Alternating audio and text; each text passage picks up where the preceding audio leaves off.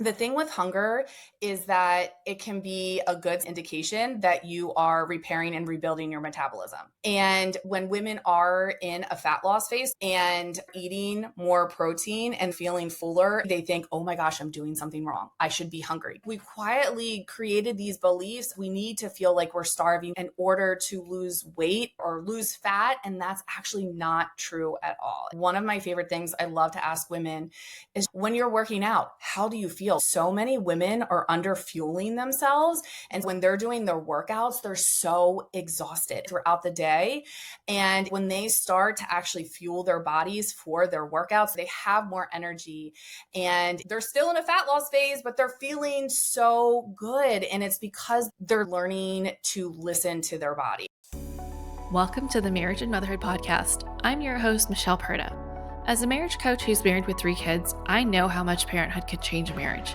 If flirting, laughing, and having fun together feels like a thing of the past, then I'm here to teach you that marriage doesn't have to feel so hard with your parents, and your marriage can thrive even when you're in the season of raising kids.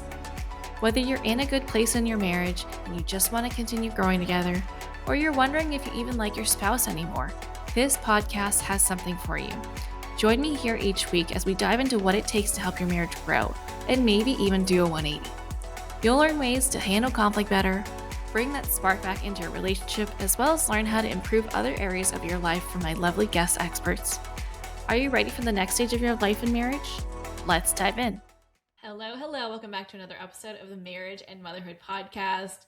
Today, we are not talking about relationships. We're not talking about being a mom. We're talking about our bodies, okay? Like, I don't know about you, but ever since I hit my late 30s, I don't know if I'm like officially perimenopausal or not, but I'm 41 and I definitely notice a change in my body, okay? Like, I've always been the kind of girl who could just eat whatever I want, and I love food. And ever since I hit, I don't know, mid to late 30s, it was like a big change. Okay. Like, I was like, what happened? I don't understand why I can't keep doing what I'm doing. All of a sudden it's showing up in my body and it's like not okay. And yeah, I just feel like I have to try harder, and I think that's garbage. I don't like it. But I'm excited to have my guest here, Emily Erb, come and talk about what the hell's going on with our body and how to properly fuel our bodies in a way that it needs, so that you can feel the way you want to feel, eat what you want to eat, but do it with intention and have a healthier relationship with food and with your health. So Emily, thank you so much for being on the show today. I'm excited to talk about this because, I don't know, food and women, like, there's a whole dynamic there growing up with that. And I'm excited to dive into what's real and just educate ourselves more. So thank you for coming onto the show. Thank you so much, Michelle. Oh my gosh, I'm so excited to be here and to serve your listeners. And a little bit about myself. I'm an exercise physiologist and health and fitness coach, and also a wifey and a mama. And I'm also in my late 30s. And everything that you said, that was my story too, where after I had kids, and I hit my late 30s, the things that I used to be able to do when I was younger were no longer working anymore. I was able to exercise, and that was it. And I was still able to maintain a healthy weight for myself. And like you, I also love food. I'm a foodie. I think, food is meant to be enjoyed. And so when I had this experience of like just not feeling good in my body, I was really self-conscious, especially being in the health and fitness space. And just like even in my relationship with my husband, I felt really uncomfortable. I really didn't want to be intimate with him. And in my clothes, I hated the clothes. And being in pictures, I avoided so many pictures and videos with my kids because I hated seeing the picture that I saw. I didn't even recognize myself. And I remember in 2023, I just was like something has to change. I don't feel like Emily anymore. And I have always prioritized my health. And when I became a mom, that kind of went down a little bit more because I had other priorities. And so I didn't mean to lose myself along the way, but I just did. And so I realized quickly I was trying to figure out how do I actually lose weight because I didn't have that problem before. And I would just go and ask like my friends, like, hey, you look great. What are you doing? And there was intermittent fasting. And then actually one of our providers that I used to work for, he's like, oh, just eat nature's candy. And I'm like, oh, okay, nature's candy. What's that? I thought he was going to tell me like this really good candy. I love sweets. I love desserts.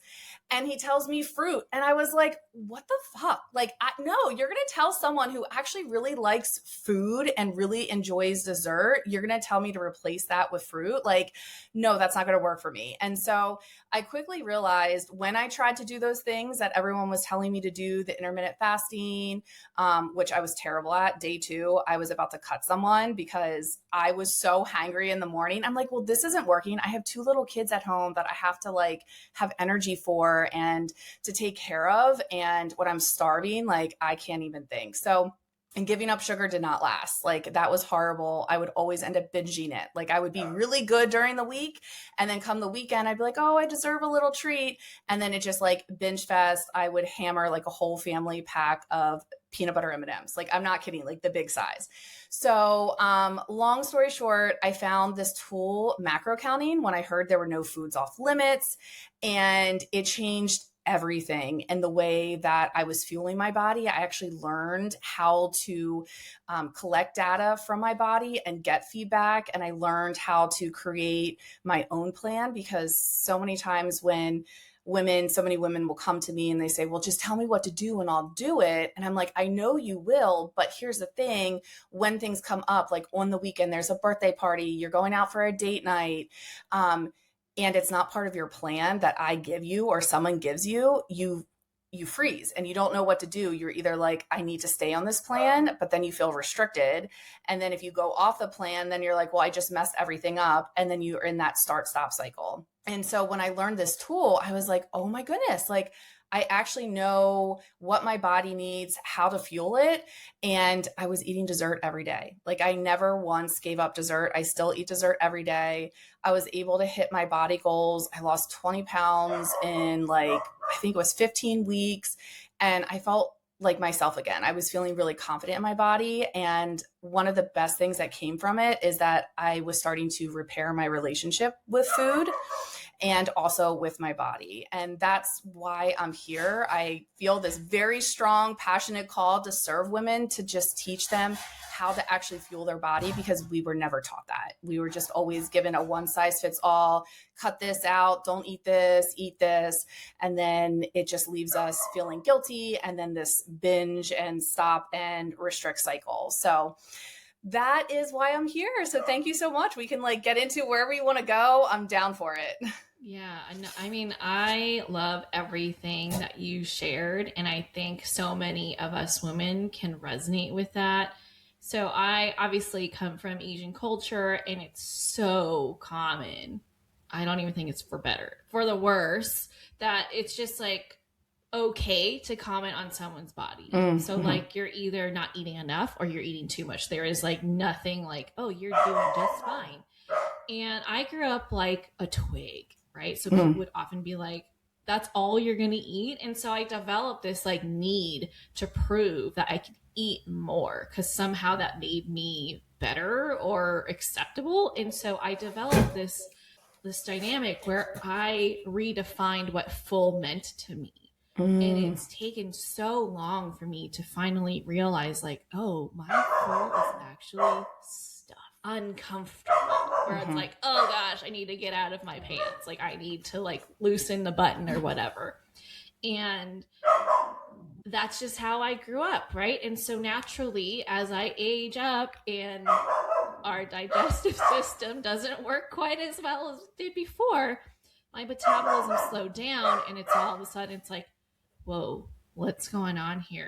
How come I am now noticing like, a weight change. It's not baby weight, because like my youngest is turning 6 now, right? So it's like, what's happening? Okay, so let's exercise and let's do that. And I think you're so spot on with like, we're not taught what it means or how it looks like to properly fuel ourselves. Like food is such a, I feel like it's being used as a weapon against women too, because we are meant to just have this particular physique. And if we don't, then it says something about us. Like I can go on and on about media, but anyway, now there's like GLP-1s. And so like the other day I commented on like a friend, I was like, wow, what have you been doing? You look so good. And she goes, it's the drugs. And I'm like, oh, okay. And my husband, he works for like a health company where they work with other companies, insurance companies, to support the employees. And he's like, yeah, a lot of people who go on the GLP-1s, once it's over, the weight comes back because they were never taught how to properly manage their, I don't want to say diet, but like how they approach food. So I'd love for you to share with us, like, what the hell does happen once we hit that, like, whatever age it is, where we do start to have a slower metabolism? Why is it that we go from, okay, we could eat whatever we want and not have it really impact us that much, to having it deeply impact? Oh gosh, there were so many things that like I could go down to with talking about our body image and how our bodies have been talked about. I also grew up being really thin as well, and my body was talked about a lot. And then when I no longer fit that mold, I really felt like, oh my gosh, like my body isn't enough because I wasn't fitting what the standard was in media and all of that. So I totally relate to that. And there has been so much inner work that has to be done in order to really improve your relationship with your body. But so here's what I find, and this is what happened for me and a lot of the women that come to work with me, especially when they're like, well, what was working for me before isn't no longer working for me. What is happening? What is wrong with my body? And I just want to make it so clear, there's nothing wrong with your body. It's just your body is changing, and our bodies are meant to change. Our bodies aren't meant to stay like they were in our 20s or our teens. And so what we have to do is we have to understand our bodies better. And this is something that we were never taught. We were never taught to listen to our body. We were never taught how to do that. And so when I see women who come to me and they're like eating very low calories, like 1,200 or less, and they're like, I can't eat any less and I'm not seeing any more results. And what is happening is it's called metabolic adaptation. And so our bodies adjust to what we're doing and how we're fueling it. That also includes not even just our nutrition, but our exercise. And so it's a survival mechanism. It's not a good thing or a bad thing. It's just what happens. And so I always like to use the analogy of a fire. So think about your metabolism like a fire. And when you have the fire going, right? And if you're not feeding the fire, what happens, right? If you're starting to cut back your calories, right? You're not eating as much, the fire starts to slow down and it starts to die a little bit. Not saying that you're dying. You can't, if your metabolism was broken, you'd be dead. Okay. So it's not broken. And so it starts to slow down because your body is needing to survive on how you're fueling it. And so when women come to me and they're like, I'm doing what I always did and my metabolism must be broken or it's slow. It just needs to be repaired and rebuilt. And so just like a fire, when you want the fire to get stronger with, having it warm and bigger fire, what do? You add a log to it. You slowly add a log to it. And so that is how you can start to repair and improve and rebuild your metabolism. And because we've been taught for so many years, just eat less and exercise more and shrink our bodies, our metabolism adjusts to that. And so what women need to do is they need to start to understand their bodies. And the first place to do that is to create food awareness. to see how much are you actually eating? What are you eating? And I find that a really big mental block for women to do that is because for so long we have been taught to assign morality to food, right? From all of the diets, it's like these foods are good, these foods are bad, these foods you can't eat, these are the foods like you can. Here's a point system, right? Like the higher the point, the worse it is.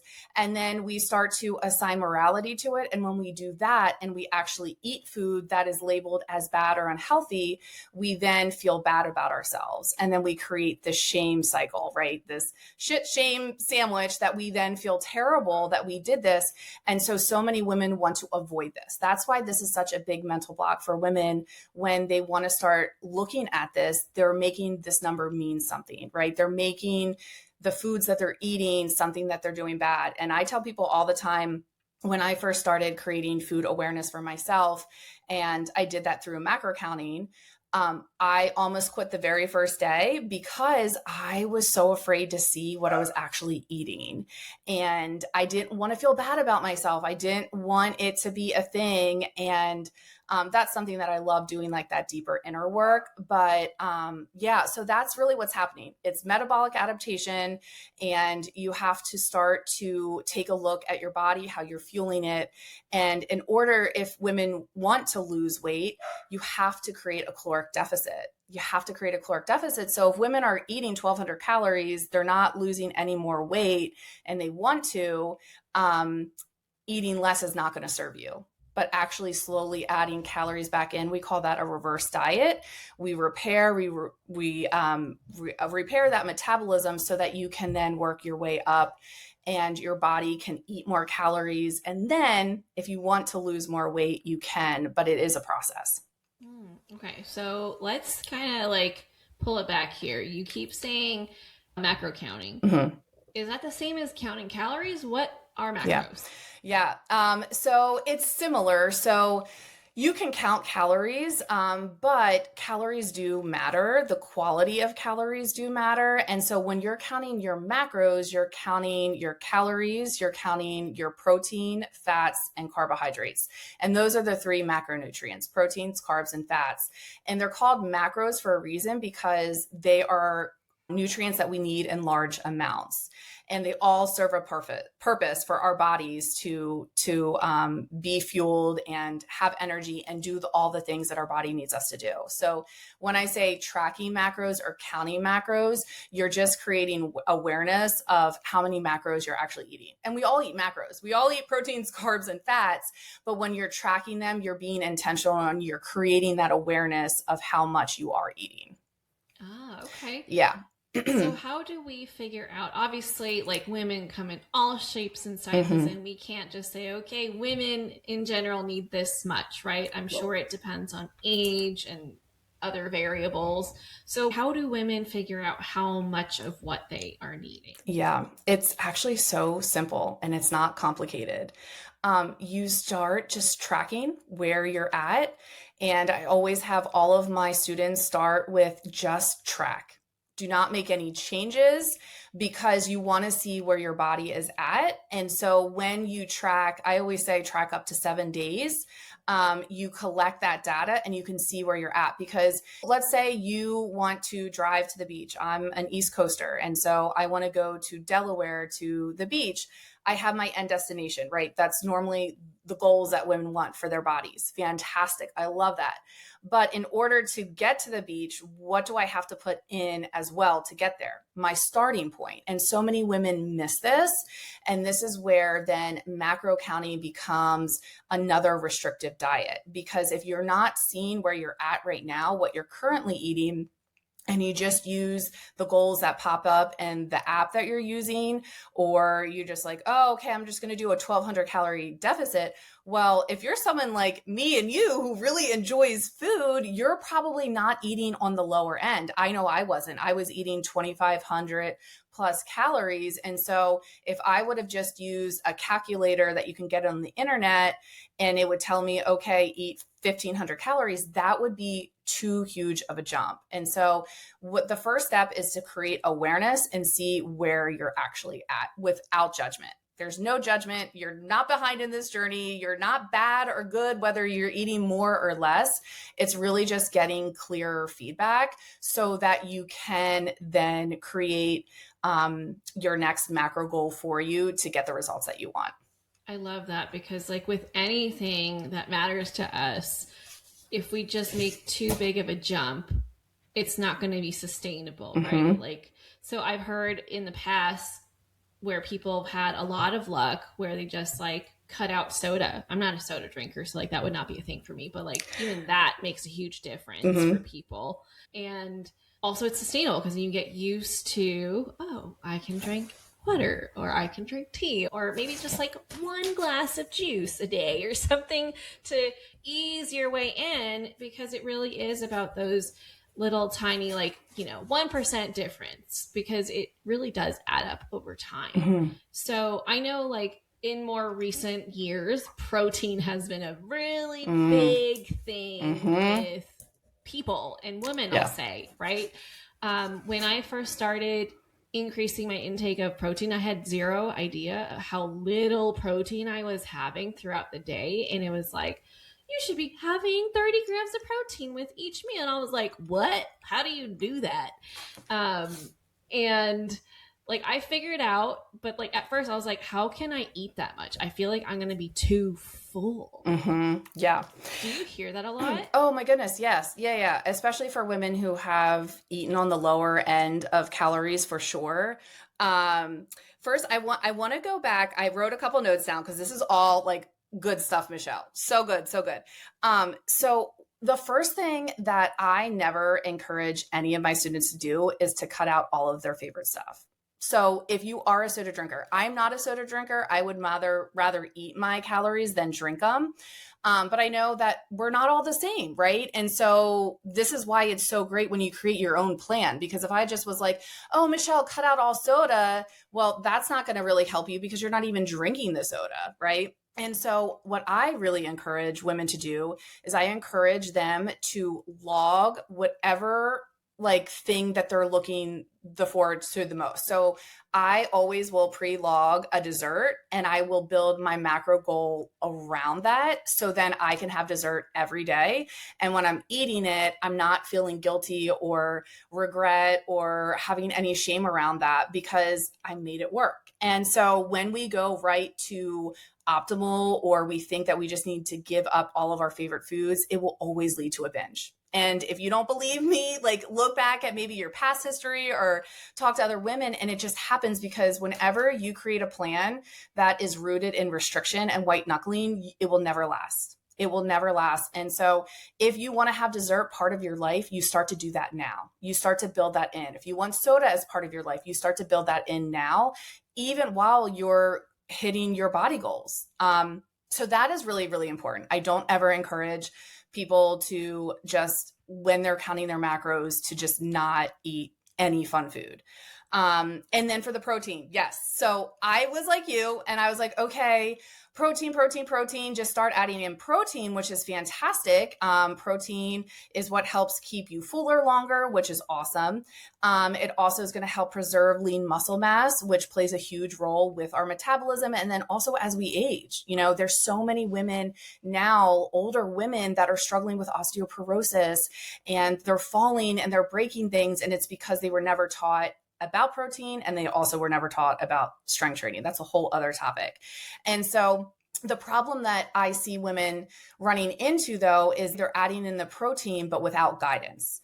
And so protein still has calories. And so it goes back to science. So if you're looking to lose fat and you're just adding in protein blindly without a plan or understanding why, and you're not seeing fat loss, it's because you're not creating that caloric deficit that gives you the fat loss. And so calories do matter. Protein is a big one that's going to help a lot in that. But if you're just adding it in, chances are you're actually creating more of a caloric surplus, which is what gains fat, right? If you're overeating in your calorie. And when women do struggle with getting fuller longer, or they struggle with feeling full because they're so used to eating less, this is where you can take some time. Your body will adjust. Your body will adjust, just like when women are trying to increase their calories, where I teach them through a reverse diet. I don't have them just jump up to going from 50 grams of protein to 100 grams of protein. That's a huge, huge jump. And that's where a lot of women will feel that like overwhelming sense of fullness. And then they're uncomfortable. No one wants to feel that full. That's why when you get your starting point to see like how many grams you're actually eating of protein, and then you slowly add in the protein, your body will adjust. And then you can work your way up to a higher protein goal if needed.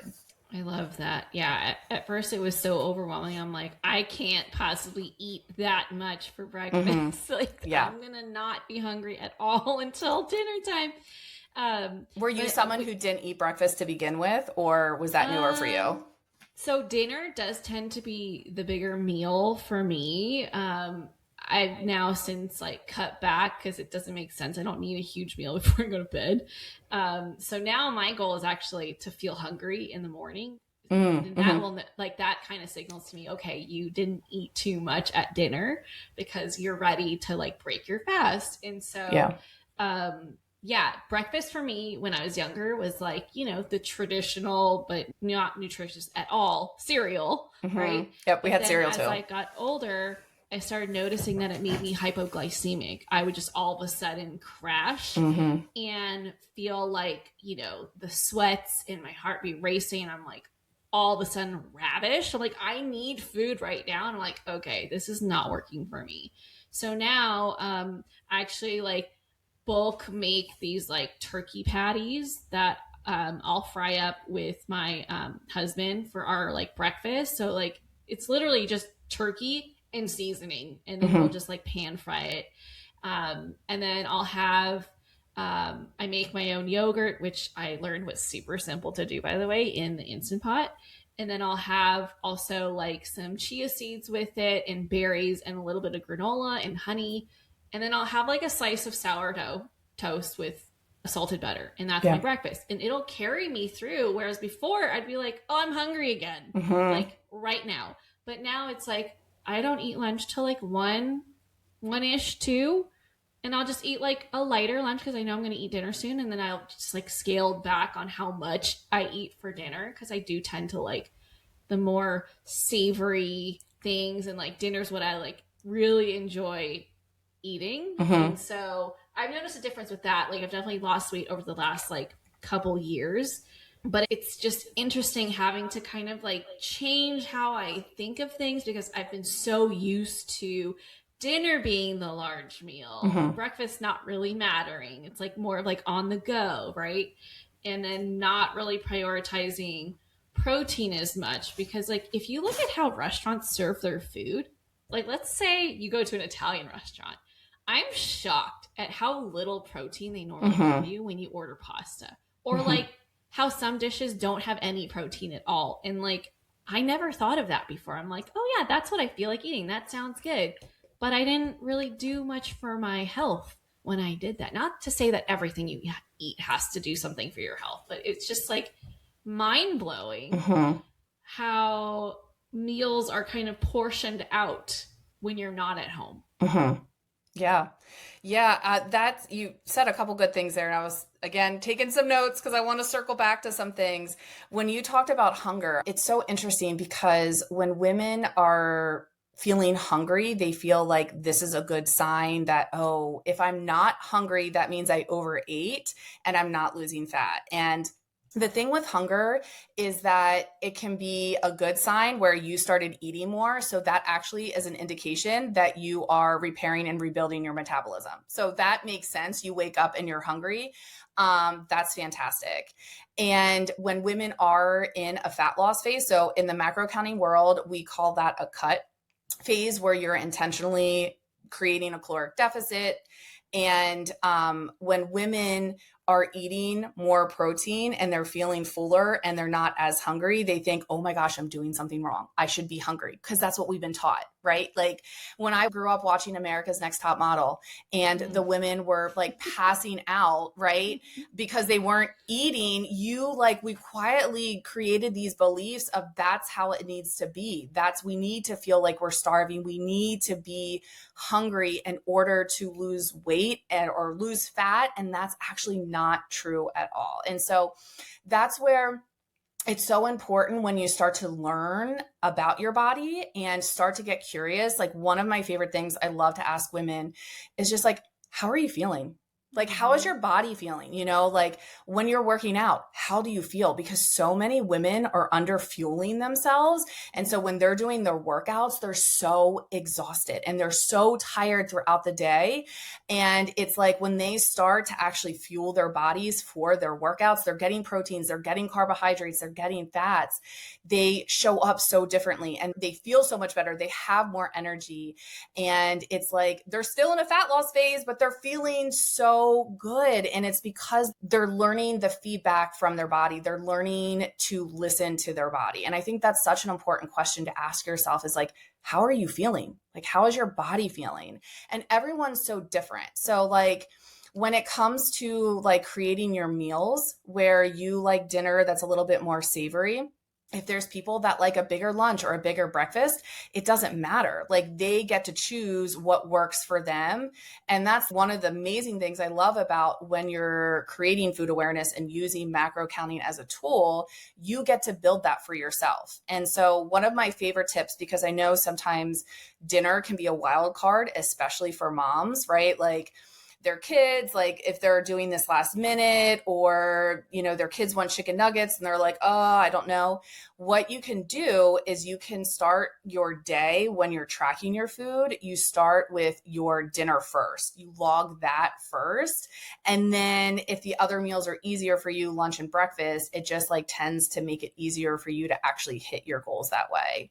But I think that's just so important to know that like, if you're comparing yourself to others and what other women are doing, it's never going to help you create your own plan. And when women start to see that and they start to think for themselves, because that's so important. We've been told what to do for so long, and we've been conditioned to do that, especially in the school system, which I understand it, but at the same time, we don't outgrow that. And so we get so used to being, okay, like, Emily, just tell me what to do and I'll do it. And I'm like, I know you will. I know you're really good at following directions, but think about, does that actually work? Does that actually last long term? And it never does when you're relying on someone else to tell you how to fuel your body, because what I like is most likely not going to be what you like. And, you just kind of went over how you like your food and where you like to eat it. And there's no time restriction in the way that I teach it, because it doesn't have to be. You don't have to have that time restriction,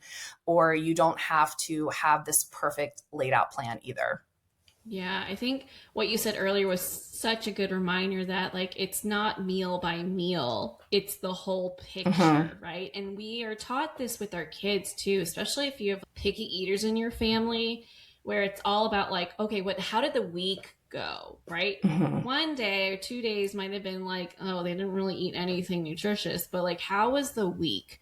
And I think we need to remember that that is also true for ourselves. Like, so if you had maybe not the best breakfast, like look at it as a whole, like, okay, like make up for it during dinner time. It's not like we have to get everything perfect every single time. It's just impossible. And also doesn't feel very good, right? Yes. Yeah. I remember thinking like, now that I'm eating more protein in the morning, and I asked my husband this, I was like, I don't get hungry until 1 or 2. Is that bad?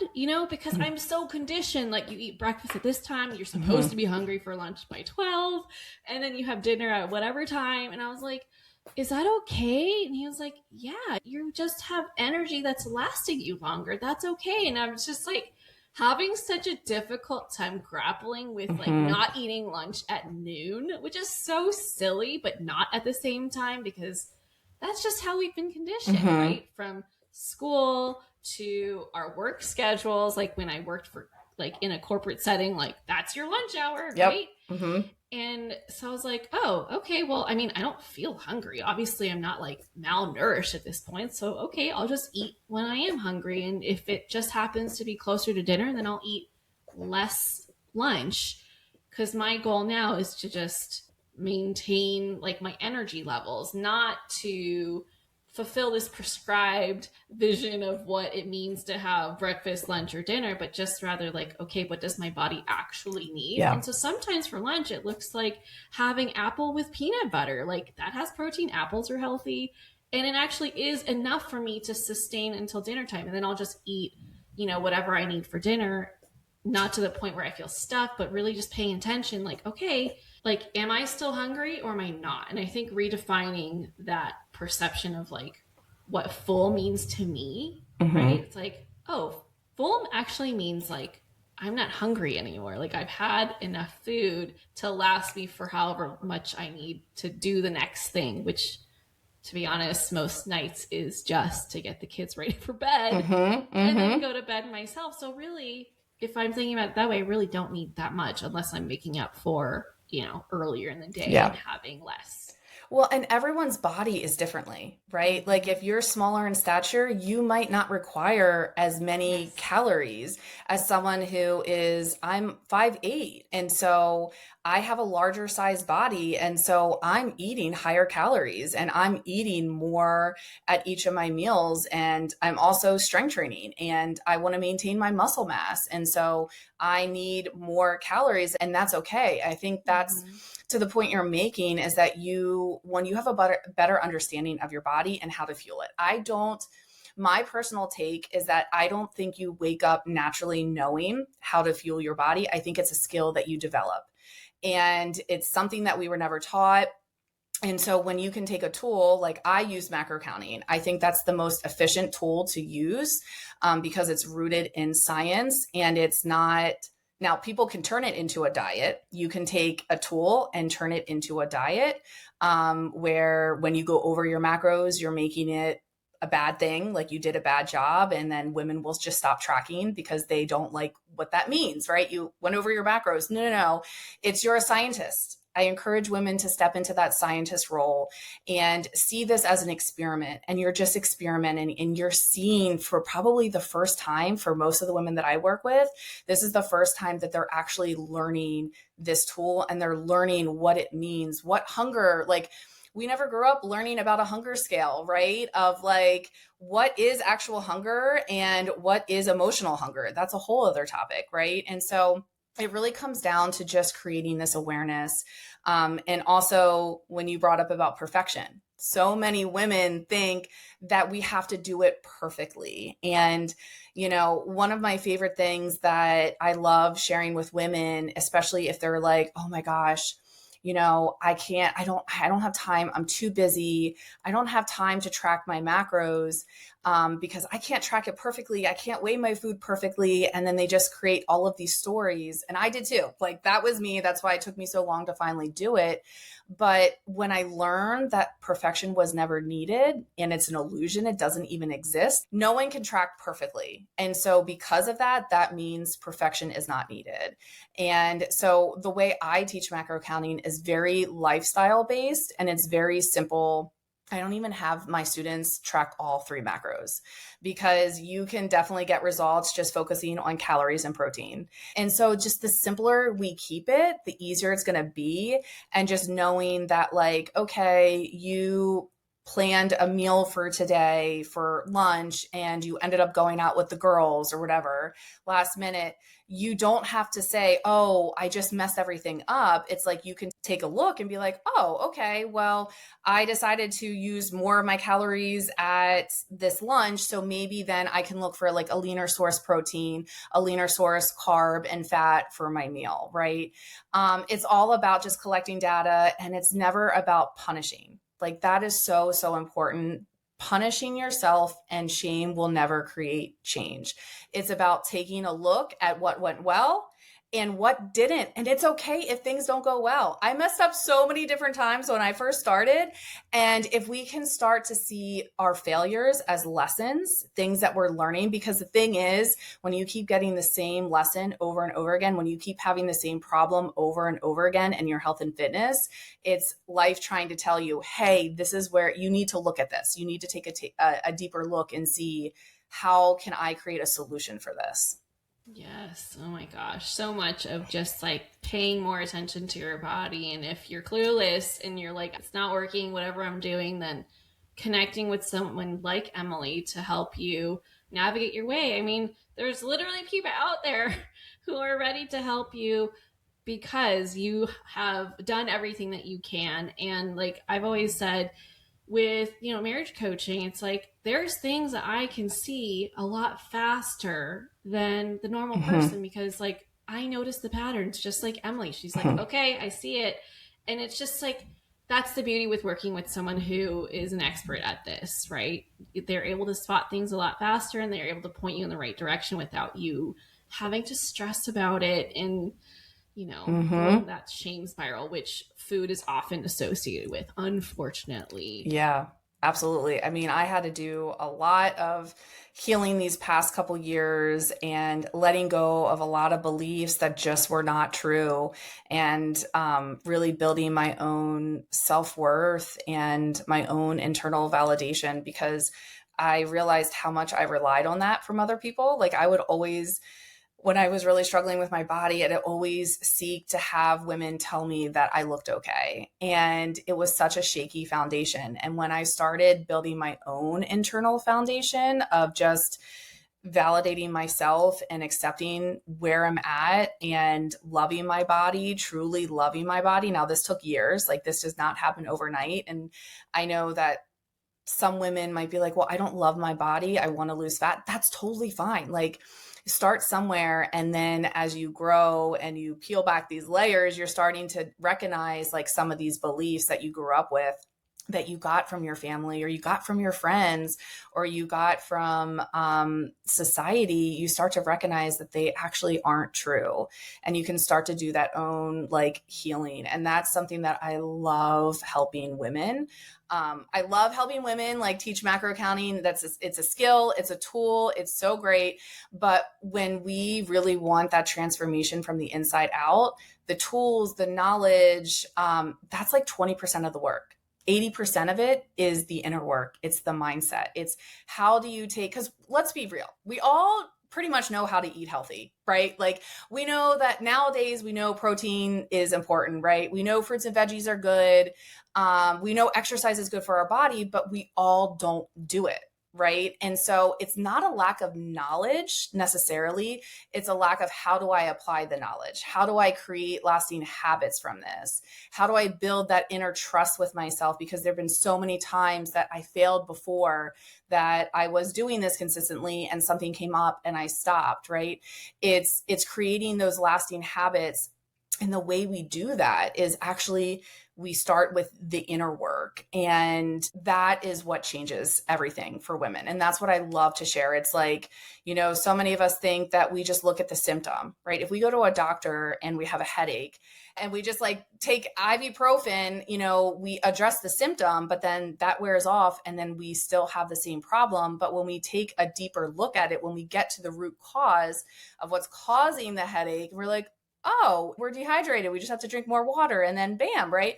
It's getting to the root of that. And that's what I love to do with women is like, yes, I give you these tools and you will get results with macro counting. You will, but it's so much more than that. It's so much more than just macro counting, but that's a first great step. That was the first step I took.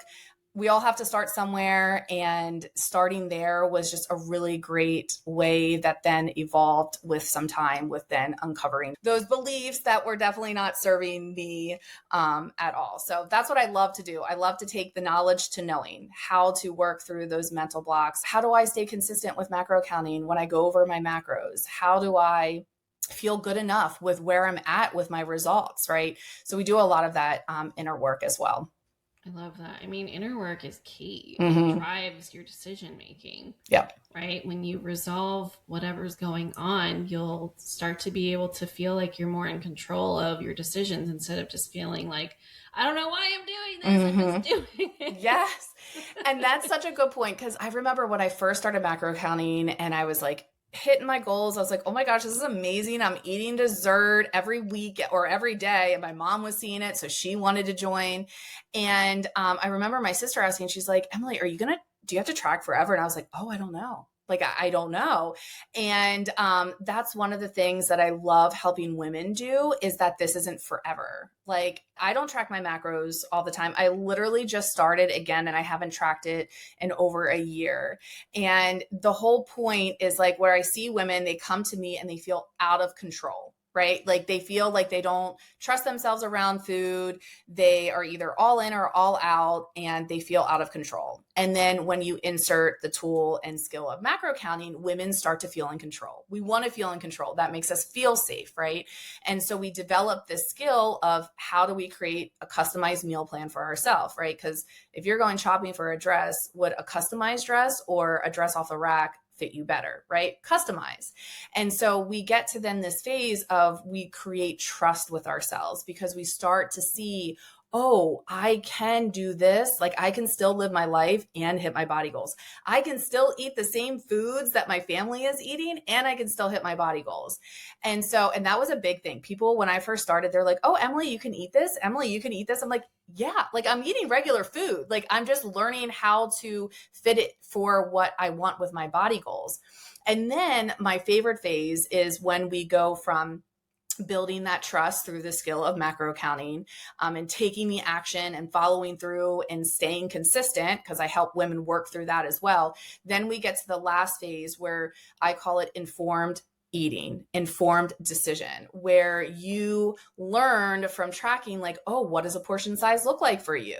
And it's such an amazing, beautiful place to be so that women can get to a point where they're not tracking their macros forever. And they're also not dieting forever because most women spend 90% of their lives dieting where it's opposite, where 90% of our times we should be spending maintaining. And then the other small percent could be working on, certain goals. And so that's kind of where I'll see women go from out of control to trusting themselves. And it's a beautiful place to be.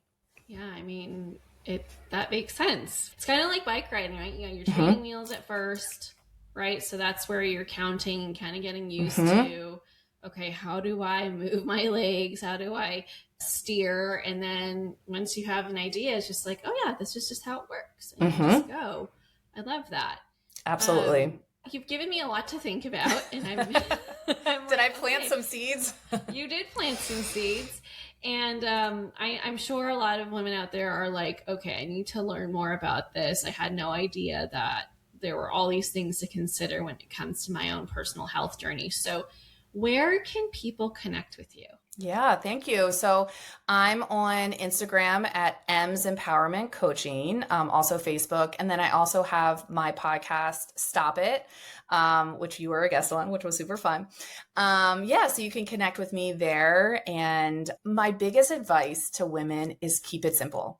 Like hitting your body goals is not that complicated. It's just not what we've been taught. And so when we can simplify it, it's going to be so much more easier and more enjoyable to actually be consistent. So Love that. Thank you so much for being on the show.